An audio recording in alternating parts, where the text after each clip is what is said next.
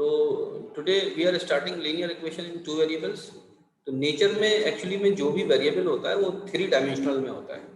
तो 3 डायमेंशन से पहले हम 9th क्लास के अंदर 1 डायमेंशन समझते हैं, यानी हम एक ही वेरिएबल की इक्वेशन पढ़ते हैं। फिर 10th क्लास के अंदर हम 2 वेरिएबल की इक्वेशन पढ़ते हैं, और 10th क्लास के बाद में जो क्लासेस में आप पढ़ेंगे उसमें आप 3 वेरिएबल्स की इक्वेशंस को भी पढ़ेंगे। तो एक्चुअली में तो 3 वेरिएबल इक्वेशन एग्जिस्ट करती हैं नेचर में, लेकिन हम जो है स्टेप बाय स्टेप पढ़ते हैं। तो अभी हमारे जो सिलेबस में है वो 2 वेरिएबल इक्वेशंस हैं, ठीक है। तो 2 वेरिएबल्स इक्वेशंस क्या होती है बेसिकली, ये एक्स वाई प्लेन अगर आपको क्लियर है तो उसमें जो इक्वेशन होती है वेरिएबल, उसमें जो इक्वेशन होती है स्ट्रेट लाइन की, मतलब एक ऐसी इक्वेशन जो स्ट्रेट लाइन की इक्वेशन को जस्टिफाई करे, उसी इक्वेशन को हम बोलते हैं इक्वेशन इन 2 वेरिएबल्स। बात समझ में? इसको हम बना के थोड़ा सा कर लेते हैं। जैसे हम लोगों ने, याद होगा आप लोगों को, एक्स वाई एक्सिस किया था, ठीक है। ये सपोज एक्स एक्सिस है और ये हमारा वाई एक्सिस है, ठीक है। ये 2 एक्सिस हैं हमारे, एक ये और एक ये। अब फर्ज कीजिए कि इसके अंदर मैं कोई इक्वेशन बनाता हूँ, या इसमें कोई लाइन खींचता हूँ, स्ट्रेट लाइन खींचता हूँ, ठीक है। इसमें कोई स्ट्रेट लाइन खींचता हूँ और वो स्ट्रेट लाइन ऐसी होती है। तो वो स्ट्रेट लाइन कैसी भी हो सकती है, कहीं पर भी हो सकती है, वो पैरेलल भी हो सकती है वाई एक्सिस के, वो वाई एक्सिस खुद भी हो सकती है, वो एक्स एक्सिस भी हो सकता है, वो एक्स एक्सिस पर परपेंडिकुलर भी हो सकती है, और आपके एक्स एक्सिस से पैरेलल भी हो सकती है। बहरहाल वो कुछ भी हो सकती है। बात समझ में आई? तो ये जो इक्वेशन होगी, ये जो स्ट्रेट लाइन होगी, जो कि इधर भी एंडलेस लेंथ तक बढ़ी हुई है, इधर भी एंडलेस लेंथ तक बढ़ी हुई है, इसकी अगर मैं इक्वेशन लिखता हूं तो हायर क्लासेस में आप पढ़ेंगे, it is written as mx plus c, y is equal to mx plus c, ठीक है। y बेसिकली यहाँ पर y पर आंसर दिया जाता है, और x एक्सिस जो है वो इंडिपेंडेंट मान लिया जाता है, ठीक है, इंडिपेंडेंट। अगर ये चीज नहीं समझ में आए तो ज्यादा स्ट्रेस लेने की जरूरत नहीं है। आप ये देखिए कि राइट हैंड साइड पे जो भी चीज होती है वो क्या होती है, अननोन होती है। वो क्या होती है, अननोन या आंसर होती है। और राइट हैंड साइड की जितनी भी चीजें होती हैं वो क्या होती हैं, वो सारी चीजें हमें मालूम होती हैं, इट इज एज्यूम्ड। हालांकि जरूरी नहीं है कि राइट हैंड वाली साइड की चीजें मालूम हो सकता है राइट हैंड साइड में कोई चीज हमें ना मालूम हो और लेफ्ट हैंड साइड की चीज मालूम हो।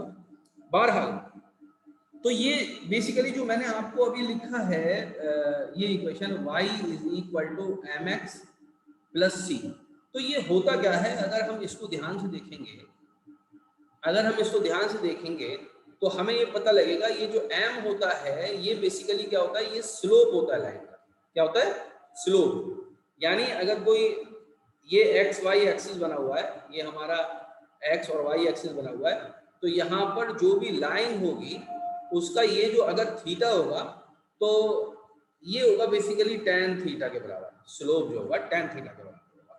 हालांकि आपको tan थीटा की फॉर्म में पढ़नी नहीं है अभी लाइन, लेकिन मैं बता रहा हूं आपको क्योंकि सवाल किसी भी एंगल से पूछा जा सकता है।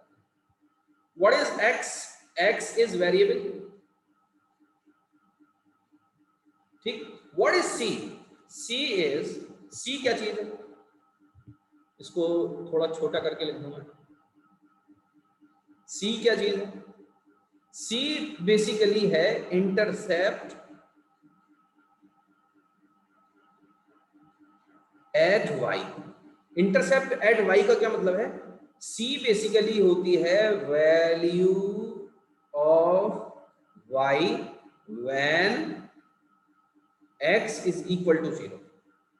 बात समझ में? इस इक्वेशन में अगर आप x इक्वल टू 0 पुट करेंगे तो y किसके बराबर आ जाएगा, y c के बराबर आ जाएगा, provided that x is equal to 0।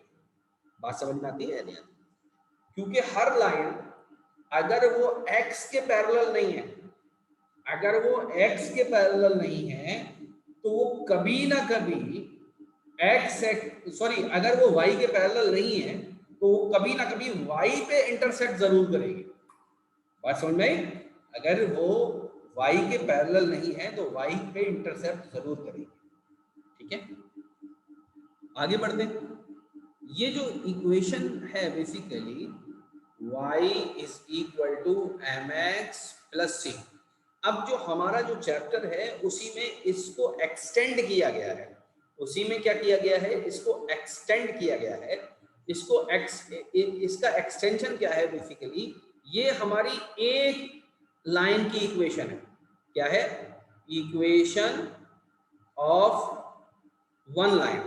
इसको मैं वन को ऐसे लिखता हूँ, वन लाइन। तो इक्वेशन ऑफ वन लाइन का क्या मतलब है कि बेसिकली एक हमारा एक्स वाई प्लेन जो है उसमें कोई एक लाइन है ऐसी ऐसी जिसकी ये इक्वेशन है। बात समझ में? तो इसमें ये जो c है, बेसिकली ये c किस जगह पर है, ये यहाँ पर है। ये y की जो वैल्यू है ये c है, इसका जो स्लोप है वो बेसिकली m के बराबर है, और ये नंबर्स में है, ये बात याद रखिएगा, ये सारी चीजें नंबर्स में है। इस इक्वेशन को मैं कैसे लिख सकता हूँ? इस इक्वेशन को मैं ऐसे लिख सकता हूँ, y is equal to 3x minus 9। इसको मैं ऐसे लिख सकता हूँ। बात समझ में आ रही है यार? y is equal to 3x minus 9। इसका मतलब क्या है? ये चेन जो है ये इसका स्लोप है, और ये क्या चीज है? Intercept, intercept at y। बात समझ में आ रही है? यानी यहाँ पे कहीं -9 आ रहा होगा और यहाँ से ऐसे लाइन ऐसे पास हो रही होगी, इसका जो स्लोप होगा m इज इक्वल टू 3। बात समझ में? अब आपके 10th क्लास में क्या डिफरेंस है, आपके 10th क्लास में ये फॉर्म नहीं लिखी हुई। अब देखिए इसी इक्वेशन को मैं कैसे लिख सकता हूँ, इस इक्वेशन को मैं ऐसे लिख सकता हूँ, 3x minus y minus 9 is equal to 0। आपके कोर्स में ये वाली फॉर्म चलती है। अगर आप 10th क्लास की किताब में देखेंगे तो सारी इक्वेशन ऐसे लिखी होंगी, ऐसे। ये दिख रही है आपको जो मैंने ये रेड से राइट कर रहा हूँ, इक्वेशन दिख रही है सब लोगों को? Yes sir. तो 10th क्लास की किताब के अंदर ये फॉर्म लिखी हुई है, और स्टैंडर्ड फॉर्म ये होती है, स्टैंडर्ड फॉर्म ये होती है। तो स्टैंडर्ड फॉर्म 10th क्लास में जानबूझ के बताई नहीं जा रही है स्टूडेंट्स को, कि उनके दिमाग पे ज्यादा बोझ नहीं डालना चाहते। उनको सिंपल एक चीज बता दी जा रही है कि भैया ये इक्वेशन है दो वेरिएबल की, इनको सॉल्व करना है। या तो इसको ऐसे लिखते हैं, या इसको कैसे लिख सकते हैं, 3x minus y is equal to 9, या इसको ऐसे लिख देते हैं। तो ये बेसिकली है क्या चीज? ये इक्वेशन ऑफ लाइन है। क्या है ये? इक्वेशन ऑफ लाइन है, जिसको हम कह रहे हैं इक्वेशन इन टू वेरिएबल। अब एक वर्ड इस्तेमाल हुआ है लीनियर। क्या वर्ड इस्तेमाल हुआ है? Linear equation. बात समझ में? तो लीनियर इसलिए इस्तेमाल हुआ है, इसको जरा ध्यान से देखेंगे अगर इस इक्वेशन को ध्यान से अगर आप देखेंगे तो आप ये देखिए, यहाँ पर जो पावर है वो क्या है? 1 है। यहाँ पर पावर क्या है? 1 है। इस पावर के 1 होने की वजह से ये लीनियर है। लीनियर का मतलब क्या है? ये स्ट्रेट है। क्या है? स्ट्रेट है। क्या आप चीजों को समझ पा रहे हैं ठीक तरीके से जो मैं समझाना चाह रहा हूं? लीनियर नाम इस वजह से है क्योंकि पावर वेरिएबल की 1 है, और पावर 1 है, लीनियर है, इसलिए लाइन कैसी बनती है? स्ट्रेट लाइन बनती है। वरना हजारों तरह की लाइन हो सकती हैं, हजारों तरह के कर्व होते हैं। और याद रखिए, इस स्ट्रेट लाइन को भी मैथमेटिक्स में कर्व ही कहा जाता है। क्या कहा जाता है इसको? कर्व।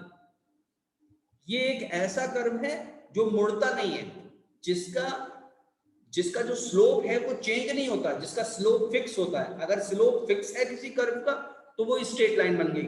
अदरवाइज अभी हमने कर्व कैसे कैसे पढ़े थे? हमने ऐसे भी कर्व पढ़े थे, आपको याद होगा। क्वाड्रेटिक इक्वेशन का कर्व कैसा होता है आपको सबको पता है। हमने कैसे कर्व पढ़े थे? ऐसे भी कर्व पढ़े थे। हमने कैसे कर्व पढ़े थे? हमने ऐसे भी कर्व पढ़े थे। तो एक सिंपल कर्व पढ़े थे, और वहां पर ये कर्व इसलिए ऐसा आ रहा था क्योंकि वहां पर जो पावर थी वो 1 थी, वो पावर जो थी वो 2 थी। पावर कैसी थी? पावर 2 थी। बात समझ में आ रही है? याद है ना? Yes sir. ठीक है। अब हमको जो कंसंट्रेट करना है वो दो वेरिएबल की जो लीनियर इक्वेशन है उन पर कंसंट्रेट करना है। सिंपल।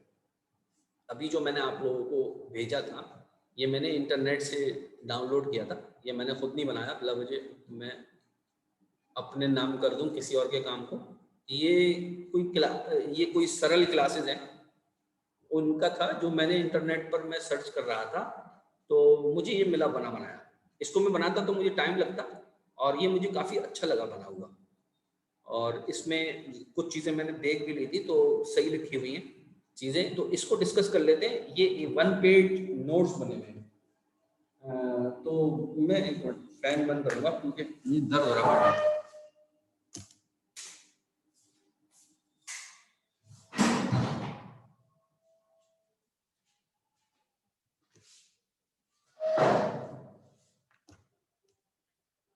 तो आप ये देखेंगे कि जो चीज़ बनी हुई है इसको हम ध्यान से पढ़ लेते हैं एक बार, और ये काम आएगी।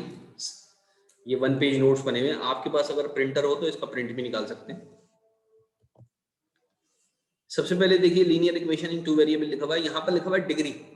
डिग्री का मतलब ये जो पावर है, डिग्री का मतलब यहाँ पर जो पावर है, तो ये पावर जो है वो 1 है, इसलिए ये कैसी है, लीनियर है। ठीक है। अब इसके अंदर एक टॉपिक है pair of linear equations in 2 variable. Pair का मतलब दो, यानी दो लाइनें हो गई। कैसी हो गई, दो लाइनें। अब ये बताइए एक्स वाई एक्सिस पे जो दो लाइनें हैं, तो उनकी कुछ ही कंडीशंस हो सकती हैं। क्या कंडीशंस हो सकती है मैं बता रहा हूं, इसको जरा डिस्कस करना जरूरी है, ये बहुत इंपॉर्टेंट टॉपिक है।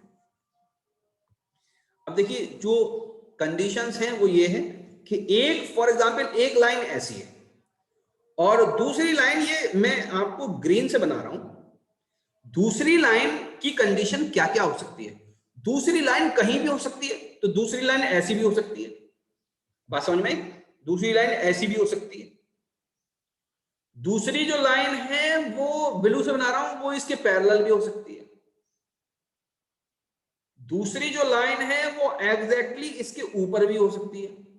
तो ओवरलैप में नजर तो आएगी नहीं लाइन, तो मैं इसलिए डॉटेड करके बना रहा हूं, अलग थोड़ा सा हटा के। बात समझ में आ रही है आपके? यानी तो तीन ही कंडीशन हो सकती है। एक तो ये हो सकती है नॉट पैरेलल। क्या हो सकती है? Not parallel. नॉट पैरेलल का मतलब कि एक जगह कट करेगी, वो एक जगह कट करेगी। फॉर एग्जांपल इसने देखिए यहां पर कट किया, कहां पर कट किया इसने, आप देखेंगे इस जगह पर कट किया है ना। तीसरी क्या सॉरी, ये तो एक कंडीशन होगी। दूसरी क्या कंडीशन हो सकती है कि पैरेलल होगी। अब पैरेलल होगी तो कभी भी कट करेगी ही नहीं, जैसे ये वाली कंडीशन है, इसमें क्या है, पैरेलल। तीसरी क्या कंडीशन हो सकती है कि ओवरलैप करे। क्या करे? ओवरलैप करे, यानी उसी के ऊपर बन जाए, सेम इक्वेशन हो लाइन की, सिर्फ एक वेरिएबल सॉरी कांस्टेंट से किसी से मल्टीप्लाई कर दो उस पूरे को, तो वो दूसरी इक्वेशन बन जाएगी, अलबत्ता होगी वो एक ही।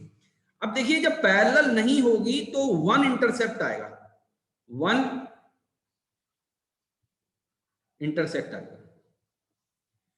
अगर पैरेलल होगी तो नो इंटरसेक्ट आएगा। अगर ओवरलैप होगी तो इनफाइनाइट इंटरसेक्ट आएगा।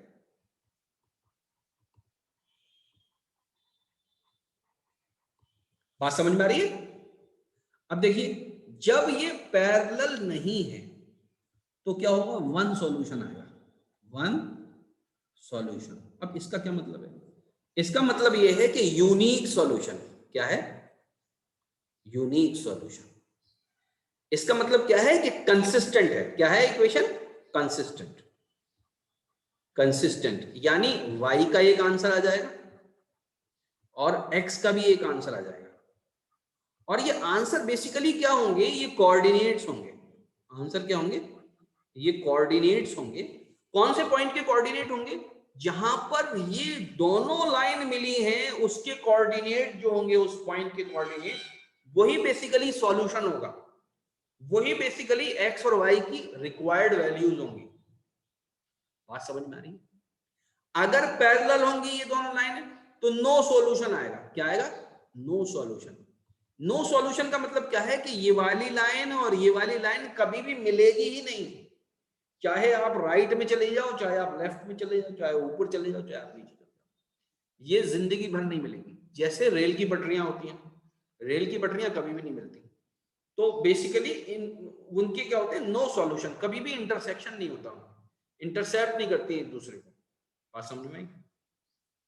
अब इनफाइनाइट मैनी सॉल्यूशन का क्या मतलब है कि x की आप कोई भी वैल्यू रखो, एनी वैल्यू, तो y की भी कोई वैल्यू आ जाएगी, y की भी कोई वैल्यू आ जाएगी, सेम वैल्यू x की दूसरी लाइन की भी आएगी और सेम वैल्यू y की भी दूसरी लाइन की आएगी। बात समझ में? ये बहुत सिंपल सी चीज है। अब इस सारी बात को, ये जो लिखा हुआ है, इसमें हमें समझना है। पेयर ऑफ लीनियर इक्वेशन के ऊपर ही अक्सर सवाल आता है, ये देखा गया है, तो हम ये करेंगे। तो टू लीनियर इक्वेशन इन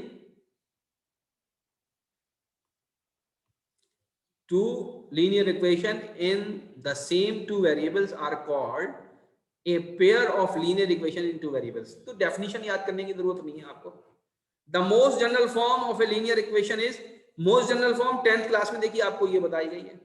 अब ये a1 क्या चीज है, ये a1 क्या चीज है, ये b1 क्या चीज है, ये c1 क्या चीज है, तो x के साथ जो लगा हुआ है वो a1 है। जैसे अभी हमने आपको एक इक्वेशन दिखाई दी, जैसे यहां पर ये a1 क्या चीज है, a1 जो है वो 3 है। बात समझ में?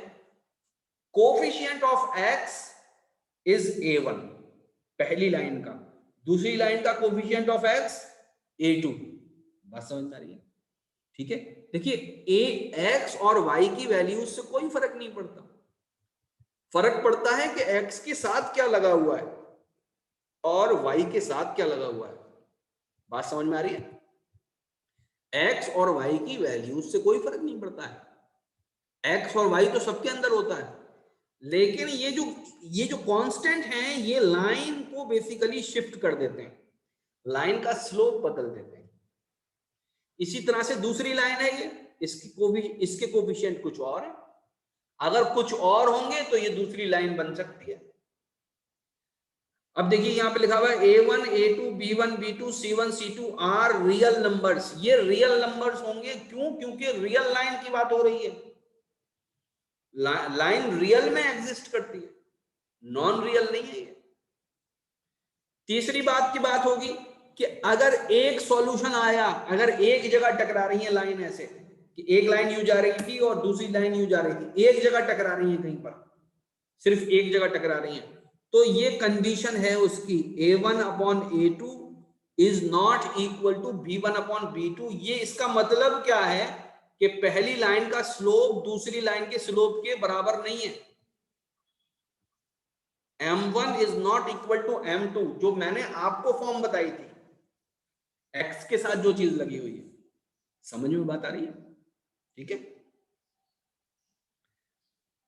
कोइंसिडेंट, कोइंसिडेंट का क्या मतलब है कि एक लाइन के ऊपर ही दूसरी लाइन चल रही है, दूसरी लाइन भी पहली लाइन के ऊपर ही है, तो ऐसे केस में a1 और a2 का रेशियो, b1 और b2 का रेशियो और c1 और c2 का रेशियो, ये तीनों रेशियो बराबर होंगे, तो इसको हम बोलेंगे कोइंसिडेंट। कोइंसिडेंट मतलब इनफाइनाइट मैनी सॉल्यूशंस। पैरेलल होंगी लाइन तो इसका मतलब मिलेंगी नहीं, कहीं पर भी पैरेलल होंगी तो मिलेंगी नहीं, मिलेंगी नहीं तो इसका मतलब क्या है कि स्लोप बराबर है और दूर दूर है, स्लोप बराबर है और बीच में डिस्टेंस भी है, तो उसका मतलब क्या हो गया, इसका मतलब हो गया, देखिए स्लोप तो ये बराबर हो गए a1 upon a2 is equal to b1 upon b2, ये तो स्लोप बराबर हो गए, और is not equal to c1 upon c2, यानी कि थोड़ा सा डिफरेंस भी है इनके बीच में। समझ में आ गई ना? ठीक है, अगर नहीं समझ में आ रही हो तो आप मुझसे पूछिएगा भी, और इसको जो है या फिर आप रिवाइंड करके देख लीजिएगा। दूसरी बात क्या है, a pair of linear equation in two variables can be represented and solved by the graphical method and algebraic method। Generally आपको कंपटीशन में एल्जेब्रिक मेथड को यूज करना है, ग्राफिकल मेथड वहां यूज नहीं करना। हालांकि ग्राफिकल मेथड जानना चाहिए, कंसेप्ट क्लियर होना चाहिए। आगे बढ़ते हैं।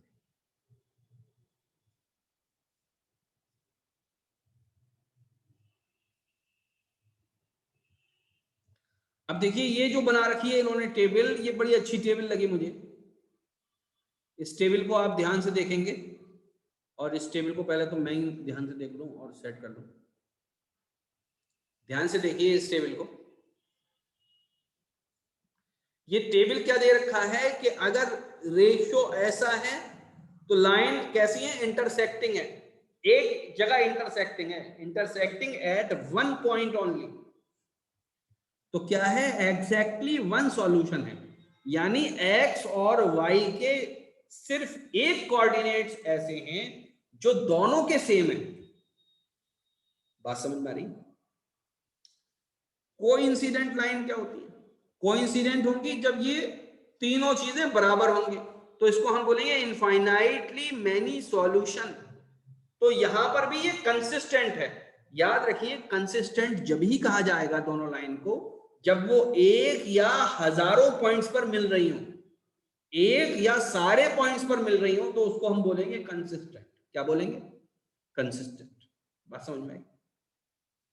और अगर सॉल्यूशन का ये मामला है कि C1 और C2 का रेशियो इन दोनों के रेशियो के बराबर नहीं होता, तो लाइन कैसी हो जाएंगी? पैरेलल हो जाएंगी। तो नो सॉल्यूशन, नो सॉल्यूशन का मतलब दोनों आपस में कभी भी नहीं मिलेंगी जिंदगी भर। बात समझ में आती है? आगे बढ़ते हैं। एल्जेब्रिक मेथड क्या है? ये बड़ा इंपॉर्टेंट है। Substitution method, elimination method, cross multiplication method. आप इन दोनों को जानते हैं, सब्स्टिट्यूशन भी जानते हैं, एलिमिनेशन भी जानते हैं, क्रॉस मल्टीप्लिकेशन भी जानते होंगे, ऐसा मेरा मानना है, मैं ऐसा समझता हूं। आप ये जरूर जानते होंगे। आप इसमें ये वाला याद कर लीजिए, क्रॉस मल्टीप्लिकेशन वाला, इसमें x की वैल्यू निकालना सीख लीजिए। ये फार्मूला याद कर लीजिए कि x कैसे निकालते हैं, y कैसे निकालते हैं, z कैसे, सॉरी x और y कैसे निकालते हैं। बात समझ में आ रही है? ठीक है, ये फार्मूला याद कर लीजिए आप, क्योंकि इसकी आपको जरूरत पड़ सकती है। अगर ये फार्मूला याद नहीं है तो आप सब्स्टिट्यूशन मेथड या एलिमिनेशन मेथड को अप्लाई करिएगा, कंफ्यूजन हो तो इसको मत लगाइएगा। बात समझ में आ रही है? इसको लगाएंगे तो जल्दी इससे हल हो जाएगा, और अगर मान लीजिए याद नहीं है तो फिर इनमें से कोई एक याद कर लीजिएगा, एलिमिनेशन या सब्स्टिट्यूशन, आपको आता ही होगा। तो मैं इसको बताने में टाइम वेस्ट नहीं करूंगा, मैं इससे अच्छा है कि मैं थोड़ा सा ये कि कोई क्वेश्चन ही करा दूंगा। अब देखिए, जो पहला केस है वो ये हो सकता है कि A1 B2 A2 B1 बराबर ना हो, ये हो सकता है। तो ये बेसिकली कौन सी चीज है? x and y have some finite value. तो ये बेसिकली वही चीज है, A1 upon A2 is not equal to B1 upon B2। ये यही इसी चीज को इस फॉर्म में लिख दिया है, इक्वेशन की फॉर्म में लिख दिया। बात समझ में आई? ये दोनों चीजें एक ही हैं, देखने में अलग लग रहा है। अच्छा, ये क्या मतलब है इसका? ये इसके बराबर है। ये कब होगा? ये जब होगा जब इनफाइनाइट सॉल्यूशन होंगे। तो ये आप जल्दी से करके देख लेंगे। अच्छा, ये कब होगा? ये जब होगा जब एक भी सॉल्यूशन नहीं होगा, यानी लाइन पैरेलल है। तो आपसे यही पूछा जाएगा कि लाइन पैरेलल है या नहीं, अगर होनी है तो क्या करना है। बात समझ में? तो कुल मिला के ये जो पर्चा है, इस पर्चे में जो इक्वेशंस लिखी हैं आपको बेशक पहले से याद होंगी, आप इसको सेव कर सकते हैं और इसको आप देखकर जो है नोट करेंगे, याद करेंगे। अगर किसी स्टूडेंट को याद नहीं है तो वो याद कर लें आज ही, फिर इसके ऊपर हम बहुत सारे इंशाल्लाह सवाल, एक दो तो मैं अभी भी कराऊंगा, और मैं इसमें सवाल निकाल नहीं पाया हूँ, निकाल के जो है आपको भेज भी दूंगा, कुछ हल भी करूंगा, कुछ जो आप मुझसे पूछेंगे मैं इंशाल्लाह वो उसके जवाब भी दूंगा। ठीक है ना? तो ये लीनियर इक्वेशन इनटू वेरिएबल कोई बहुत ज्यादा ऐसा टॉपिक नहीं है जिसमें ज्यादा परेशान हुआ जाए, लेकिन इसमें हमें नंबर लाने की कोशिश करनी है। बात समझ में? इसमें हमें नंबर लाने की कोशिश करनी है। जैसे मैंने पिछले साल का एक सवाल निकाला, 2020 का। ये AMU का सवाल है, जामिया के सवाल अभी नहीं देखे मैंने, उसके भी इंशाल्लाह निकाल के लगाऊंगा। तो ये सवाल है, ये AMU का पिछले साल का सवाल है 2020 का, जो अभी नवंबर में पर्चा हुआ है उसका सवाल है। तो ये उसके क्वेश्चन पेपर में ये हमसे पूछा जा रहा है, for what value of k does the pair of equations 5x + 2y + 2k। अब देखिए 3 वेरिएबल हो गए, तो वेरिएबल नहीं है ये, बेसिकली k अपनी कोई वैल्यू लगता है, k के पास कोई वैल्यू होगी, वो अभी हमें बताई नहीं जा रही, वो हमसे पूछी जा रही है। और दूसरी इक्वेशन में भी k है, दूसरी इक्वेशन में भी k है। Have an infinite number of solution, कितने सॉल्यूशन हो, इनफाइनाइट नंबर ऑफ सॉल्यूशन। तो सबसे पहले हमें ये बात देखनी है, सबसे पहले हमें ये बात देखनी है कि इक्वेशन में x और y मिक्स करके तो नहीं लगाए गए हैं। तो पहली इक्वेशन और दूसरी इक्वेशन, इन दोनों को ध्यान से देखेंगे तो x और y के साथ हमें पता चलेगा कि अलग अलग चीजें लगी हुई। तो a1 कितना है, a1 5 है, b1 कितना है, b1 2 है, और c1 कितना है, कोई मुझे बताएगा c1 कितना, 2k। c1 2k है। अब इससे कंफ्यूज नहीं होना कि इसको इधर ले आए तो ये -2k हो जाएगा, तो जब आप इसको इधर लेके आओगे तो इसको भी इधर लेके आना पड़ेगा, तो भी वो भी माइनस हो जाएगा, तो इससे कोई फर्क नहीं पड़ेगा। बात समझ में आई? आप इसको 2k लिखिए या -2k लिखिए, it doesn't harm our condition, क्योंकि जो भी चीज करेंगे दोनों इक्वेशन में करेंगे। यहां पर ये बताएंगे मुझे आप, a2 कितना है, a2 है 2k + 1, b2 कितना है, b2 है k, और c2 कितना है, c2 है 3k + 4। बात समझ में आ रही है? तो सर a2 2k + 2। हाँ 2k + 2 ब्रैकेट के, हाँ ब्रैकेट नहीं लगाएंगे तो 2 लिखेंगे। अब कंडीशन काहे के लिए है, इनफाइनाइट नंबर ऑफ सॉल्यूशंस के लिए है, तो इसका मतलब a1/a2 = 5/2k + 2 must be equal to 2/k, must be equal to 2k/3k + 4। बात समझ में आ रही है? ये होना चाहिए, ठीक है ना?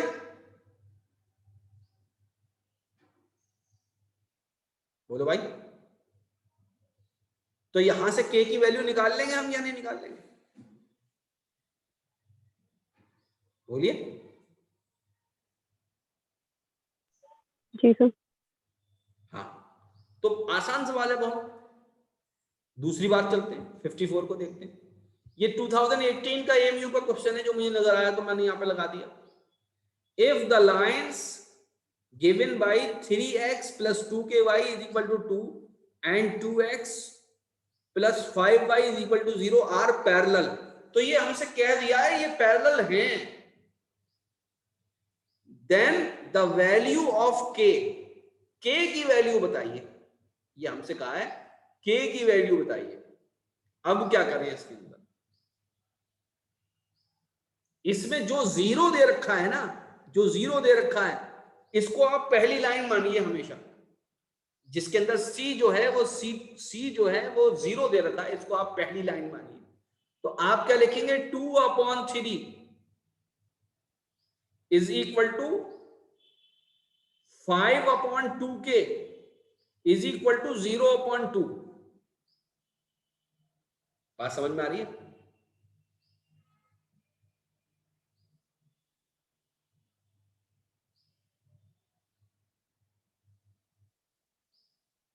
बोलो भाई। Yes sir.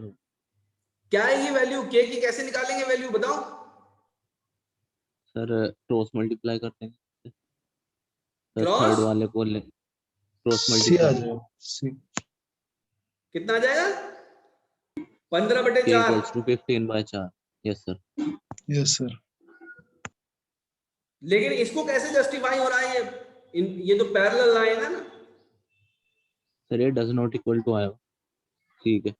Does not equal to आएगा ये, डज नॉट इक्वल टू जब लगेगा तो इसका मतलब क्या है कि लाइन पैरेलल है, ये 0 के बराबर नहीं आना चाहिए, बस ये बात याद रखो।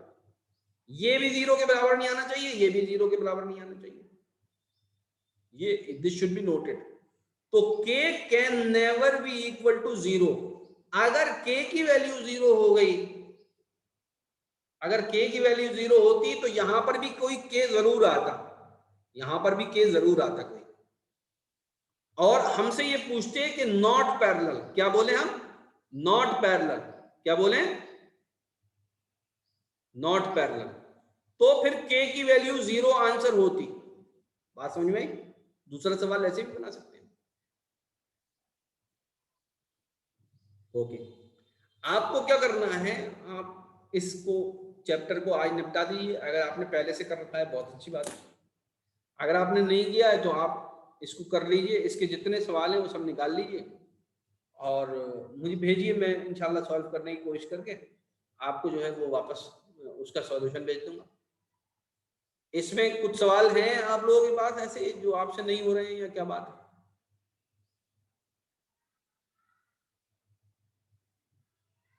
बोलिए बोलिए। देखना पड़ेगा सर। हाँ तो तो आज प्रैक्टिस करेंगे सर। हाँ, एक दिन इसके लिए निकाल लीजिए, एक दिन इसको कर लीजिए, और इसका सवाल आता जरूर है, ये बात याद रखिएगा, जरूर आता है। तो ये 3 कंडीशन अहम है और बहुत ज्यादा पेचीदा सवाल नहीं होता इसका कि बहुत पेचीदगी हो, इंशाल्लाह आसानी से वो हो जाएगा। अब ऐसा नहीं होना चाहिए कि आसान सवाल भी आपका रह जाए, आसान सवाल एटलीस्ट होना चाहिए, हल होना चाहिए, ठीक है। आज कौन कौन लोग हैं जरा मैं ये देखना चाहता हूँ। सुमैया, शादमा, हानिया, माज, शायान, अजहान, अरमान, अमान, ठीक है, और कौन है, माज, शायान, ठीक है। जितने भी मैं लगे, भी हूँ सर। क्या नाम है, अच्छा सिराज, अरे सिराज भाई आपका तो नाम अदब से लिया जाएगा जरा। देखो जितने लड़के हैं सबके नाम में बाद में एन आ रहा है, तुम्हारे नाम में जी आ रहा है, कोई बात नहीं, ठीक है। तो तुम लोग इसको करो। मैं आज ये भी देखूंगा, मैं दरअसल 2 दिन से थोड़ा सा बीमार फील कर रहा था और मेरी बॉडी में बहुत पेन था, अभी थोड़ा सा मैं रिकवर हुआ हूँ। अब आज मैं कुछ सवाल, आज मैं ये भी निकालूंगा कि क्या क्या कंप्लीट हो चुका है, क्या क्या रह गया है, ठीक है। हो सकता है तुम्हारा ये पोस्टपोन हो जाए जामिया का पेपर जो है, क्योंकि मुझे लगता नहीं है ऐसी सिचुएशन में ये पेपर हो पाएगा, क्योंकि पेपर देने के लिए लोग बहुत दूर दूर से आते हैं और ज़्यादातर जगहों पर जो है वो कोविड के हालात जो हैं वो ऐसे ही हैं।